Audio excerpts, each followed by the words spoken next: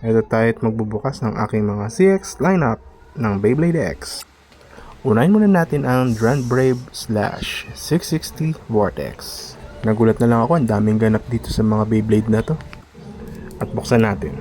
Tingnan natin ang laman ng Beyblade na ito. Parang ayaw ko muna silang isabak sa mga laro. Tingnan ko, magbabase muna ako sa mga reviews.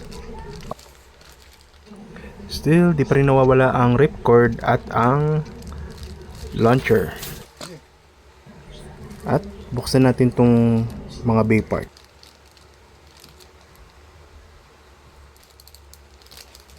Ito ang kanyang bit, Vortex. Ang kanyang ratchet na 660.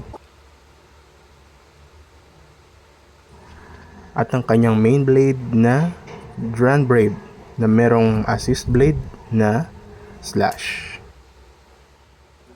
At ito ang ating unang bay. Ito to ang Wizard Arc Round 455 Low Orb. Ang haba ng pangalan. Buksan na nga natin. Still, nandun pa rin ang ripcord at ang kanyang launcher. Same kulay pa rin, tulad ng una. At ito ang kanyang mga parts. Ang kanyang beat, Low Orb. Ang ratchet na 455.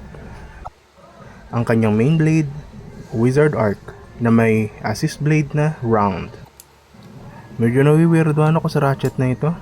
Hindi ko ma-analyze kung paano ikabit, pero nakuha ko rin. At ang last lineup, Perseus Dark Bumper 680 Wedge. Ang haba ng pangalan.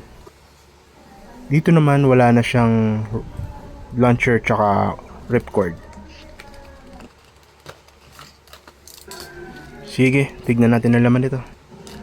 Unahin ko na ang blade. Ang main blade nito ang Perseus Dark na may kasamang assist blade na bumper. Ang kanyang ratchet na 680 at ang kanyang beat na wedge kung tawagin.